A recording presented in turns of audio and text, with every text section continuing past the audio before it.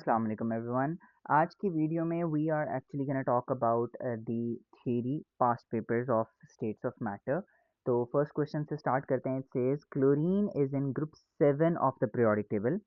The melting point of chlorine is -101 and the boiling point is -35। Explain why chlorine is a liquid at -50 degree Celsius. अच्छा, यहाँ पर जो concept use हो रहा है ये हमने ऑलरेडी डिस्क्राइब किया था कि जब भी कोई भी सब्सटेंस मेल्टिंग पॉइंट और बॉइलिंग पॉइंट के दरमियान में एग्जिस्ट करे, मेल्टिंग पॉइंट से और बॉइलिंग पॉइंट के दरमियान में किसी भी टेम्परेचर में एग्जिस्ट करे तो वो सब्सटेंस एग्जिस्ट करता है एज लिक्विड। और यही हमारा करेक्ट आंसर है। हम यहाँ पर लिखेंगे because it exists in between melting point and boiling point.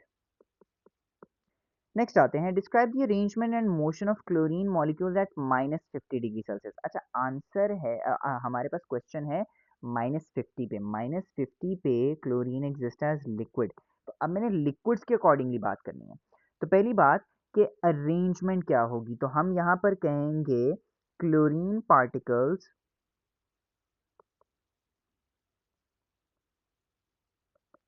Particles are irregularly arranged.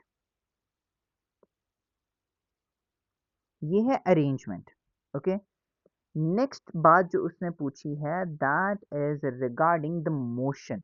अच्छा, अब अगेन वही बात, हमने क्या कहा था, लिक्विड पार्टिकल्स जो हैं वो फ्लो करते हैं। तो पहली बात तो हम ये लिखेंगे कि particles flow over each other. But मैंने एक और बात कही थी कि हमारे पास लिक्विड्स में flow over each other, first of all इसे कंप्लीट कर लेते हैं। Particles flow over each other, और इसके अलावा हमने एक और बात पढ़ी थी कि liquids also exhibit random motion.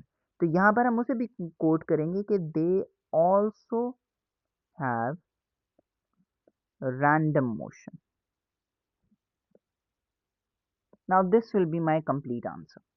Next move करते हैं नेक्स्ट क्वेश्चन के ऊपर। Question number 2, oxygen is a gas at room temperature. आगे आते हैं, sulphur is a solid at room temperature. ये बातें हमें याद रखनी है, ये क्वेश्चंस में आगे भी आएंगी। A sample of oxygen has a volume of 540 centimeter cube at room temperature and pressure.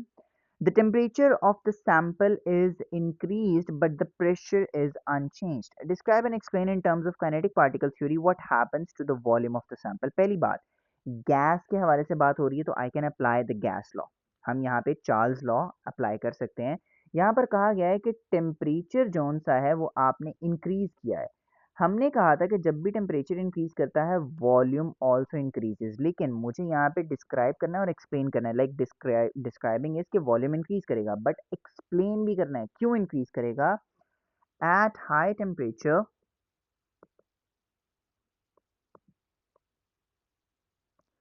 particles move away from each other, move away from each other, so volume increases। तो इस तरीके से हम लिखेंगे कि हम वॉल्यूम को भी बताएं कि वॉल्यूम इंक्रीज किया है, एंड सेकेंडली उसका रीजन भी बताना है। नेक्स्ट आते हैं, sulphur is a gas above 445 degree Celsius. Describe the changes in particle separation, arrangement and motion. अच्छा, यहाँ पर ना एक छोटी सी बात देख लेते हैं। यहाँ पर हमने चेंज बताना है, सिर्फ ये नहीं बताना कि जब वो गैस है तब हमारे पास उसकी सेपरेशन क्या होगी, अरेंजमेंट क्या होगी, मोशन क्या होगी, ये नहीं लिखना। हमने बताना है कि पहले वाली कंडीशन क्या थी और अब वाली कंडीशन क्या है। अब पहले वाली कंडीशन सॉलिड थी या लिक्विड थी, ये हमें कैसे पता चलेगा। क्वेश्चन में लिखा हुआ है कि sulphur is a solid at room temperature, तो मैंने सॉलिड से गैस में चेंज को बताना है। तो सबसे पहले सेपरेशन पर आते हैं।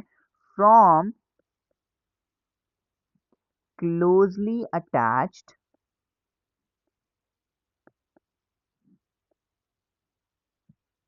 To particles moving far apart, कि हमारे पास पार्टिकल्स पहले बहुत करीब थे लेकिन अब हमारे पास particles are far apart from each other. Okay, next आते हैं अरेंजमेंट क्या है। सॉलिड में अरेंजमेंट होती है रेगुलर, जबकि गैस में होती है इरेगुलर। तो हम यहाँ पे लिखेंगे from regular to irregular. Orderly to disorderly भी लिख सकते हैं, इसमें कोई ऐसा मसला नहीं है। मोशन पर आते हैं। मोशन हमारे पास क्या होता है, सॉलिड में हमारे पास मोशन होता है vibratory motion. So from a vibratory motion to random motion, जो कि हमारे पास गैसेस में एग्जिस्ट कर रहा होता है ना। Describe diffusion in terms of kinetic particle theory. अच्छा, यहाँ पर जब हमने डिस्क्राइब करना है तो we have to describe it as completely. Okay, like हम सिर्फ एक दो वर्ड्स नहीं लिखेंगे, हम कंप्लीट डेफिनेशन लिखेंगे। Random movement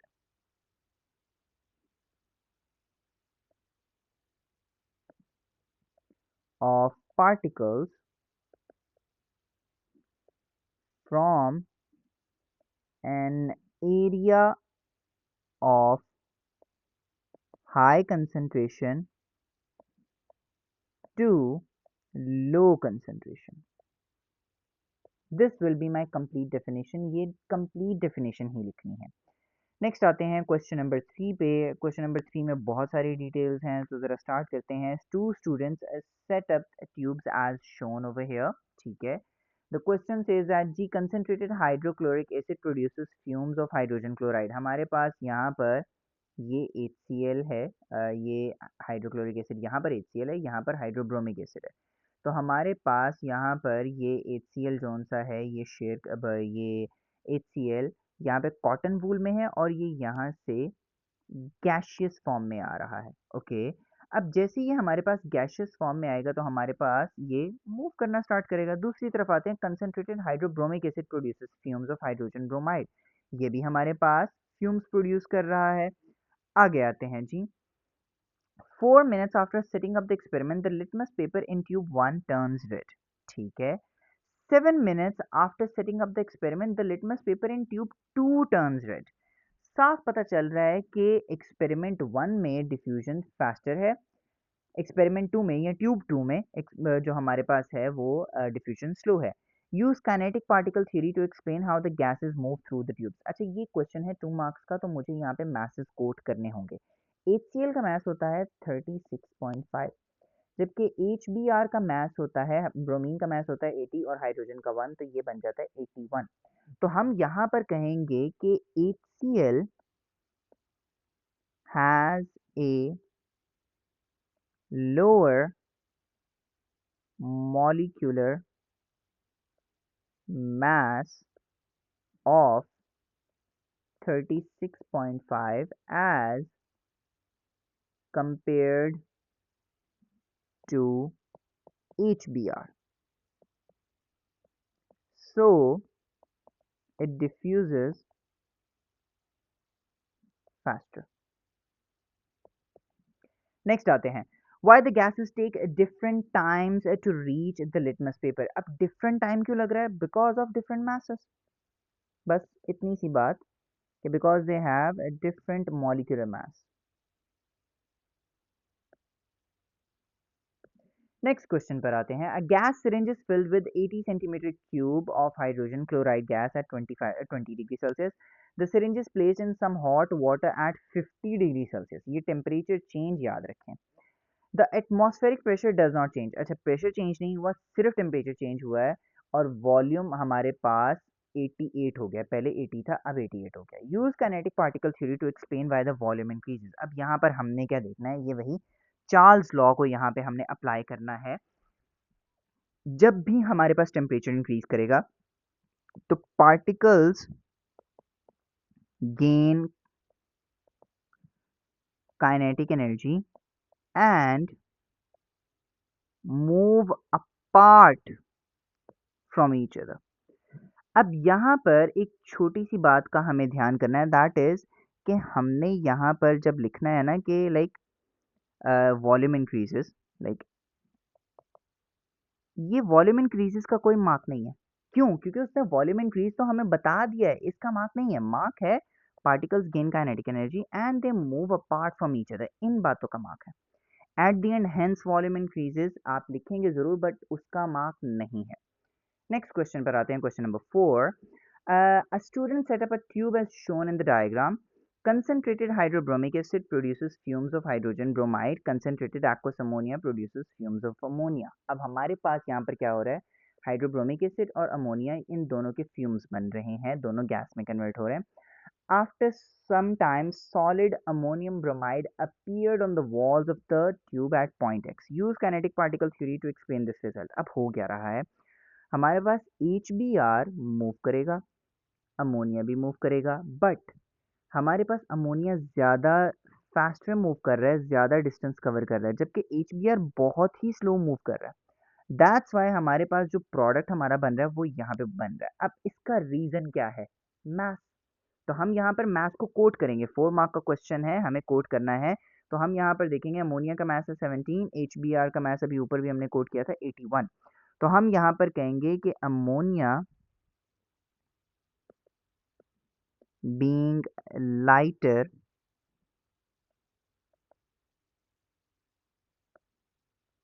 at a mass of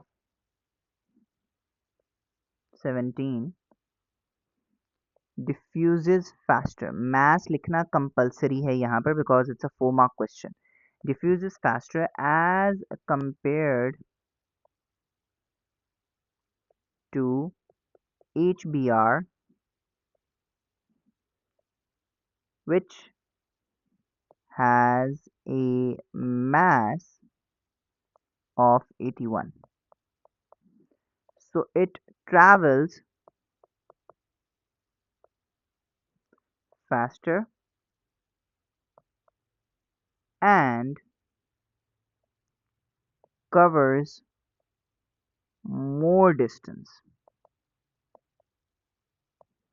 चलें, now moving to the next question. A gas syringe is filled with a 70 centimeter cube of ammonia gas. The pressure on the plunger is increased. आपने pressure को increase किया है। The temperature does not change. Temperature हमारे पास change नहीं हुआ, तो हमारे पास यहाँ पर क्या हो रहा है, the temperature does not change but the volume in the syringe decreases to 60 centimeter cube. Initial volume था 70, अब हो गया है 60। Use the kinetic particle theory to explain why the volume decrease. इसका आंसर क्या है, हमारे पास पार्टिकल वॉल्यूम डिक्रीज हो रहा है, ये बात लिखने का दोबारा मार्क नहीं मिलेगा। हमने डायरेक्ट लिखना है कि particles come closer due to high pressure. जब भी प्रेशर इंक्रीज होता है पार्टिकल्स एक दूसरे के करीब आ जाते हैं, तो इस वजह से हमारे पास यहाँ पर वॉल्यूम डिक्रीज हो रहा है। अब दोबारा से वॉल्यूम डिक्रीज आप लिखें ना लिखें, हमारे पास उसका मार्क नहीं मिलेगा। So even this is correct कि आपने रीजन कोट कर दिया है। So that's it for this video. इंशाल्लाह we will start the next chapter in the next video.